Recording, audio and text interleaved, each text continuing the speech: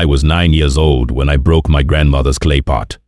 I had been playing carelessly in the compound, running when I should have been walking, and I knocked it over. It shattered into pieces. I stood there, frozen, waiting for her anger, waiting for the lecture about responsibility, about carelessness, about respect for other people's things. But my grandmother did not shout. She did not lecture. Instead, she sat me down in the evening, and she told me a story. It was a story about a young tortoise who was always in a hurry, who never paid attention to where he was going. And one day, his rushing caused him to lose something precious that could never be replaced. When she finished, she looked at me and said, "Do you understand?" And I did, more deeply than any lecture could have taught me. In African culture, elders did not teach through commands and lectures. They taught through stories. Because they knew something modern education is forgetting. A story enters the heart, while a lecture only reaches the head. Come closer. Let me tell you why. This tradition, teaching through stories, was not unique to one tribe or one region. It stretched across the entire African continent, from the griots of West Africa to the storytellers of the East, from the elders gathered under baobab trees to the grandmothers sitting by evening fires. In traditional African societies, where most people could not read or write, where knowledge was passed down orally from generation to generation, stories were not entertainment. They were education. They were the textbooks, the moral lessons, the history books, the spiritual teachings, all woven into narratives that could be remembered and retold. Our elders understood that a child's mind is not a bucket to be filled with information. It is a fire to be lit with imagination. And stories were the spark. When an elder sat down to teach, they rarely began with, "You must do this," or "You should not do that." Instead, they said, "Let me tell you about the time when," and in that simple shift, they transformed a lesson into an experience. Children did not just hear the lesson, they lived it through the characters. They felt the consequences. They remembered. And this was not by accident. This was wisdom refined over thousands of years. Now, let me tell you why African elders taught through stories instead of lectures. There are 3 reasons woven together like the threads of a tapestry: spiritual, cultural, and practical. First, the spiritual reason.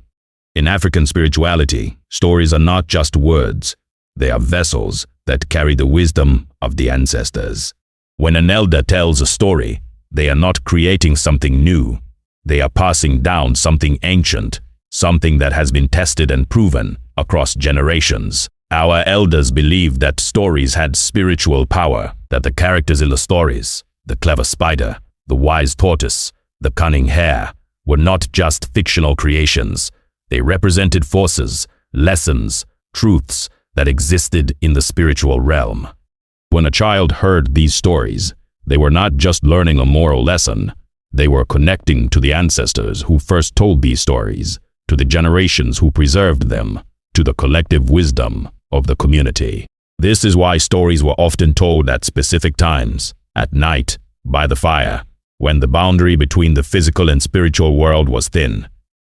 The elders knew that in those moments, the stories carried extra weight, extra meaning, extra power.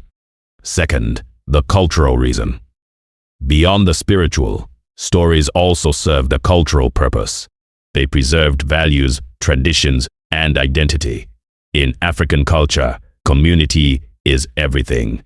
The stories taught children how to be good members of that community, how to respect elders, how to share, how to resolve conflicts, how to be brave, honest, humble, generous. But instead of saying, "You must respect your elders," a grandmother would tell a story about a young person who disrespected their elders and faced consequences. Instead of saying, "Greed is bad," an elder would tell a story about someone whose greed destroyed them. The lesson was the same, but the delivery was different, and that difference mattered. Because when you are told what to do, you can resist, you can argue, you can forget. But when you hear a story, when you see the consequences play out, when you feel the weight of the lesson, it stays with you. It becomes part of you. Stories also created shared cultural memory. Everyone in the community knew the same stories, so when someone was being greedy, an elder could simply say, "Remember what happened to Anansi when he wanted all the wisdom for himself?"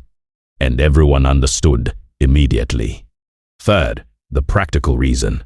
And then there is the practical side, the side rooted in how the human mind works. Our elders, through observation and experience, discovered something that modern science is now confirming. Stories are easier to remember than facts. Stories engage emotions. Stories create mental images. Stories stick. When you tell a child, "Do not steal," they might remember the rule for a day. But when you tell them the story of the boy who stole and lost the trust of his entire village, who ended up alone and regretted his actions for the rest of his life, that child remembers the story for years. And with the story, they remember the lesson. Stories also allowed for teaching without shaming. If an elder saw a child misbehaving, they did not always correct them directly. Sometimes they would simply tell a story later, a story about someone who made that same mistake.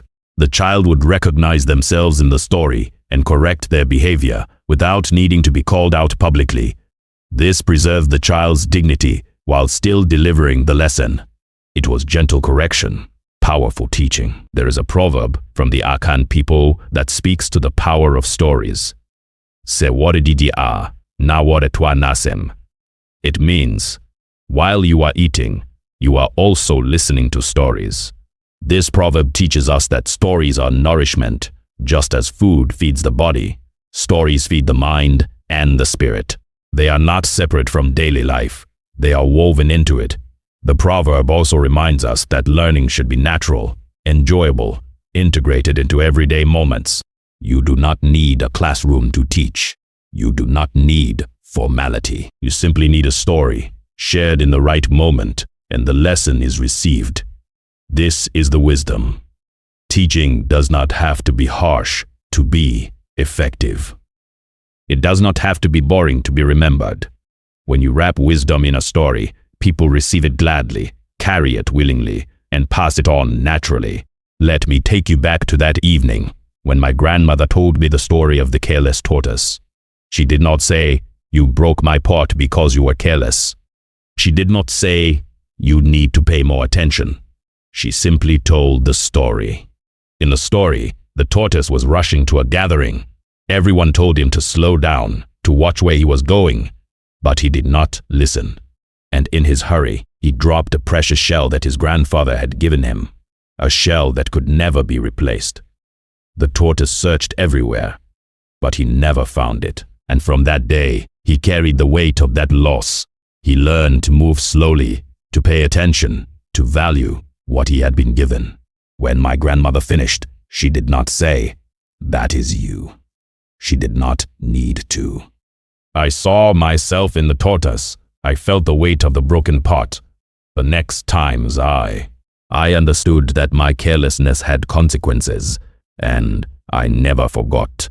Decades later, I still remember that story, and I still remember the lesson. I remember another time when several children in the village were fighting over a toy. The elder who witnessed it did not separate them, did not scold them. He simply gathered us all that evening and told us the story of the two friends who fought over a mango tree. In the story, the friends could not agree who owned the tree. Each claimed it was theirs. They argued for so long that they stopped speaking to each other. And while they were fighting, a stranger came and cut down the tree for firewood.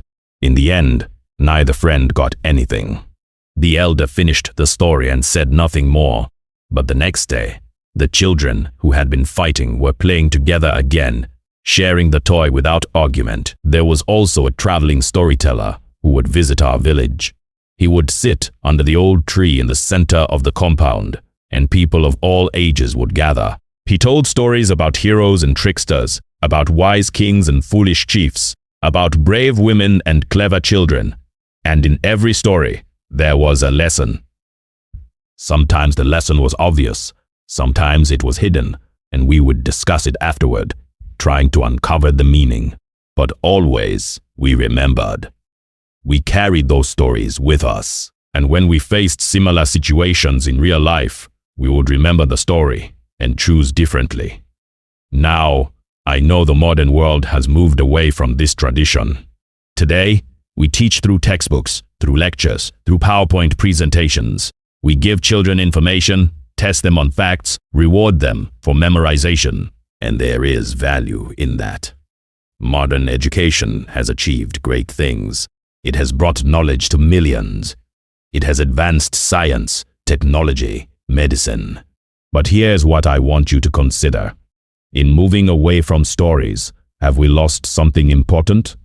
Studies show that children today struggle with attention. They struggle with empathy. They struggle to remember what they learn.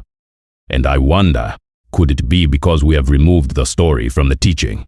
Many African families, even today, still teach their children through stories.